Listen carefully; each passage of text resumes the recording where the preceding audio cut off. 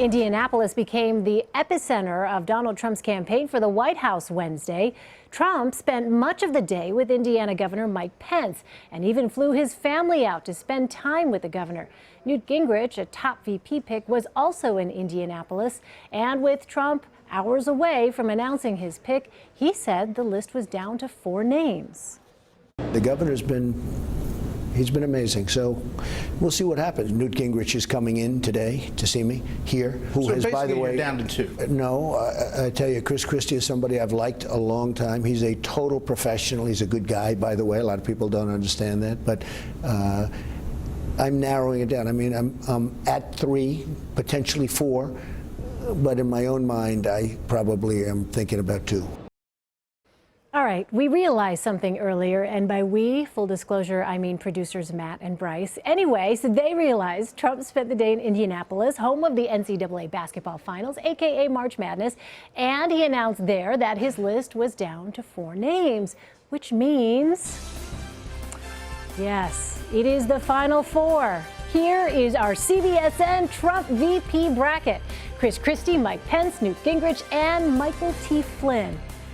I like that. It's very nice. Okay, good job, guys. So let's bring in our political strategist / bracketologist to break it all down. Leslie Sanchez is here with me. She's a Republican strategist and CBSN political contributor. And CBSN political contributor Lynda Tran is in our Washington bureau. She's a Democratic strategist and founding partner of 270 Strategies. All right, ladies, let's get right to it. Leslie, starting with you, keeping with our bracketology theme here. Major Garrett says his #1 seed is Mike Pence. What are your rankings?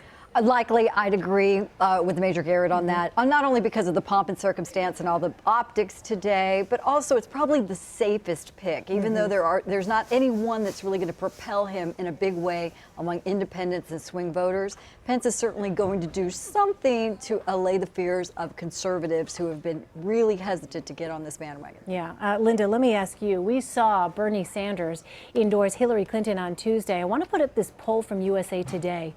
54% of Democrats want a running mate with progressive views, Bernie Sanders or Elizabeth Warren.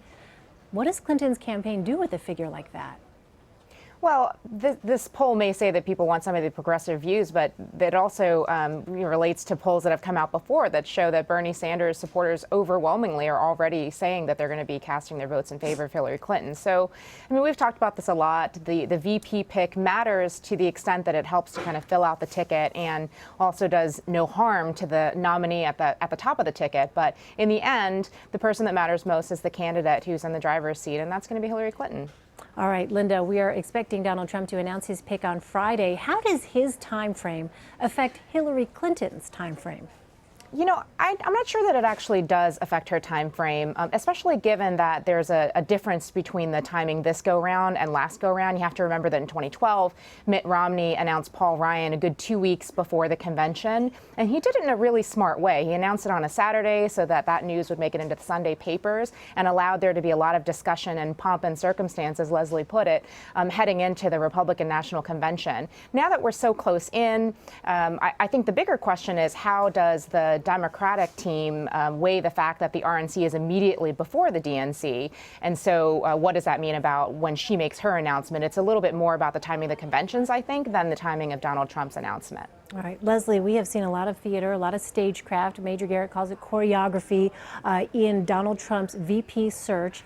What do you make of that? Because it's been like there's an audition process almost going on. Sure, I would hearken it more to The Apprentice, yes, which we know, having some experience with that. Yes. But former Apprentice contestant, everybody. Yeah, I got to the end. I got to the final 4, just like these guys. I'm just telling you, at some point you just want to get off, So I'm sure there's a couple of them in there that have had their fill. And, I think what's more interesting about this are the people that are not named, the Bushes who are not part of this conversation, Governor Mitt Romney who's not part of this, some of the big leaders of the Republican Party who are really sitting on the sidelines and waiting to see. This is a phenomenon we have not seen, certainly within the Republican Party. Nobody really knows what to expect. So instead of looking at demography as destiny and saying we need a diverse candidate, somebody who can bring either a swing state or a diversity, perhaps add another woman or look at a Hispanic candidate. Nope, we're not going to do any of that. We're going to go to the reddest state in the Midwest and try to secure the conservative base. That just tells you how far we are from the traditional Republican Party politics. All right, I want to ask both of you this question. I'll start with you, Lynda.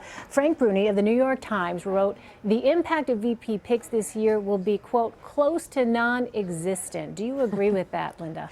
I mean, I think that argument is probably made by at least half a dozen people every single cycle. Most of the time, the conventional wisdom is that the vice presidential pick doesn't actually impact the ticket overall, or at least not in a really substantial way. So I'm not terribly surprised to hear somebody say that again this year. Leslie, what do you think about that? You know, what I think is interesting, I think if we go to the Democratic side, I think there's an argument that Bernie Sanders is right, where he says he has definitely pulled this ticket all the way to the left, made it much more progressive, as he said this morning, than it has ever been in the history, certainly when he's talking about the platform. And I think that's something the Democrats are going to have to deal with, especially when it comes to bringing on conservative Democrats who still exist, and a lot of independents and folks who really don't have an appetite for big spending programs that the government can't fund. All right. Leslie Sanchez and Lynda Tran, great to see you ladies again. Thank you. Thanks so much. Thank you.